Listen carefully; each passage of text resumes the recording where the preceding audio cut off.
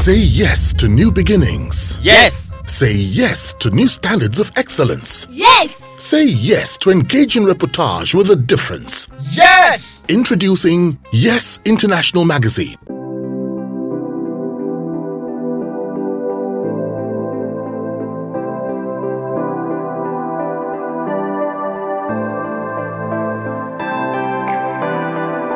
Now, what is the most memorable incident, either good or bad, that you have witnessed in the industry? Well, for me, the good thing I've witnessed in the industry, I would say, we have come from a place where it used to be a thing of pride for a DJ or an on-air personality on radio to say, "What's this? I don't play local music." We had that era in Nigeria. I only play foreign music. Now, the whole world is tuned into our vibes, and that is very encouraging. So, for me, in our lifetime, some of the little sacrifices that we have made and efforts that we have made to be alive, to see, and to see be in the business, to see that the tables have turned, is very heartwarming, because you can now see the hard work paying, and then the younger people have to do less work now because a whole lot of people before me, my generation, after me, all put little chips of blocks in building the house. Now we're at the roofing level, so that's very encouraging to me. All right. Now, I have always wanted to ask you this question.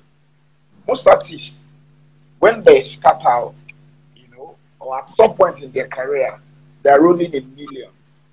But after some time, they begin to battle with poverty, penury, lack, and stuff. Where do you think the problem normally emanates? The problem starts from the artists themselves. Then it doesn't start. It is made worse by people they allow around themselves. You see, when artists are starting out, because they can't afford anything, they have like their homies and their hoodies, the people around them. So as they get bigger, some of them do not realize that those you started with due respect to them, it's like a relay race. They have to hand over the baton to someone else to take it from that level, moving up. So, because they are coming from very poor background, and they don't have good advice, and they don't have discipline, they don't invest, they don't know the right decisions to make. Some get arrogant too quickly. Some begin to spend more money than they can earn in anticipation. Instead of making an investment and stay in one little apartment, he wants to move to Banana Island to be able to have the bragging rights, pays for 3 years. But in doing all of this, all that energy that I used to do work, studio, get this thing done, this song is not yet ready, keep doing it over and over. Now, because you have blown, you believe whatever you give the audience, they will take. So you disrespect your audience. You put in less of the hard work. Now, because you're a celebrity, you get invitation to many parties, so you are partying more than you are working hard. So it begins to show in your outputs, and it reflects in your finances. And when the money starts going down, because you want to keep the image, you don't slow down on your spending. You keep spending. Some even borrow in advance. And then your next record and next record and next record, you don't hit the mark. You are in debt. Nobody wants to invest in you. And then all your crowd, they move on to the next big artist. They're hangers on. They're just professional rockers. Where is the party? That's where they're going. And that's it. Now, repeatedly, I have had, even in the course of my interactions with them, I have had Two-Face Media and Ali Baba proudly talk about how you assisted them, when they were still up and coming acts. Why did you choose to assist them? Did you know that they will blow? Or why is the special interest in both of them? Okay, like I always say, I never like to take credit for some of these people that you have mentioned, and I'm happy that some of them say it openly as an act of gratitude. First of all, I put it to God that God empowered me to be able to be of assistance to them in their journey. I didn't give them the talent. I didn't teach any of them how to sing, make comedy, or how to sing or whatever. They already had the talent, and I was just bringing advice to the table, and in some cases, some form of assistance here and there at the moment when they need it. Unfortunately, at the moment when most people don't believe in them and will bypass them, overlook them, and not give any mind to them. So I've always been, I grew up with a Marxist orientation. A Marxist orientation. So I've never seen, I never believed that it made sense that you have something and you keep it all to yourself when you can give of it. It doesn't have to be money, it could be knowledge, it could be time. With Ali Abba, for example, I just saw that he had potential. I saw him on the campus. And I said to him, when you finish school, this is my card, give me a call. And and then that happened, we became friends, and opportunities here and there. And you see the opportunities that made them. Maybe I led them to the opportunity, but I didn't own the opportunities. Ali Baba's big break in public, other than I was doing Friday Night Live with Patrick Doyle. He joined us. Fame, the first Fame Music Awards. Mayor Kimbelu called me and he said, who can you recommend? We're looking for an anchor, fresh. Not somebody that has been on the P-Man circuit. P-Man was about the only award then. And I'm like, there's this guy, is hot, fresh, young boy. And you know Mayor Kimbelu, Lord Mayor. Mayor said, are you sure it will be funny? We are talking of somebody who is not overused, who can be MC, it can be comedian, who make people laugh on point. That is correct. I'm like, don't worry. So I sent the message to Ali Baba and sent Ali Baba to Fame in Wema Board Estate. I know he got there and Mayor said, they say you can make somebody laugh. Well, yeah, now make us laugh now.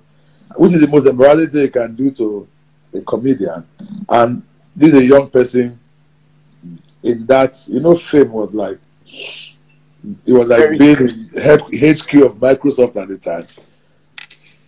And in 2 minutes from the report I got, they were on the floor. Fad, KB, everybody. So that was how Ali Baba became the first ever anchor of the Fame Music Awards at night shift. And because it was the Fame Music Award, head of the pack of media, entertainment media, bang, everybody woke up over the weekend. Who is this guy? Who is this guy? And he never looked back since then. And the good thing again, he went on to also spread his wings and carry many people on his back. And today we have an industry which he played a major role in bringing about. So it's one hand washes the other. It's a relay, move it on. So when I have the opportunity to do things for people, it's not premeditated, it's spontaneous. There's no way I can look at him and know. I just said, you can do this for a living in future. It was prophetic, not like I was sure. And on that day I told him, he laughed at me. He said, bros, so somebody go finish school now, he go say, now comedian ain't be. These are just hustle. But I'm happy today, he proved himself wrong. Then there are many other artists like that, that is Shoki, who and who.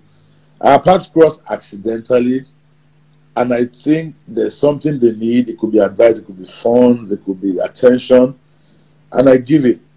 So, however, like I said, I do not like to take credit because I'll give the credit to the artist. I just did my part. Because, if there are 10 artists that you can point to, Shoki, Plantation Boys, this, that, there are probably 50 others that I did the same thing for who never succeeded. Either they were not disciplined, they didn't put in the work, they didn't do their part, they didn't follow instructions. And maybe on those ones I even spent hard-earned money. There are artists I recorded albums for, and then they just thought they were already there. It's done photo session and they disappear. And I never signed them to a contract. I'm not going to take money from them.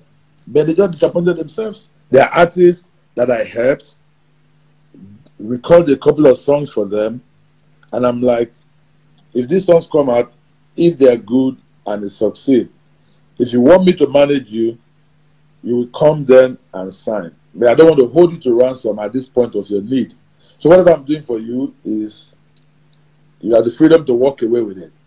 But if you want me to take it further, once I've launched you, we'll have that conversation. 2 weeks to the song being released, somebody corners them because they see you have nurtured the person to the point of breaking, and then they just switch to this person. But because I was never expecting anything in return, I don't feel bad. They just switch, and then they go back. Because somebody they are switching to has only just seen an opportunity in a selfish interest rather than somebody that was ready to build up with you. So they just put out the song. When you can't make all the millions quick. They don't bring more money for promotion. You sign a contract, you can't get out of it. You can't make the next album. They go down. So if I cannot take responsibility for those who did not succeed, I don't want to take credit for those who succeeded. I just did my part.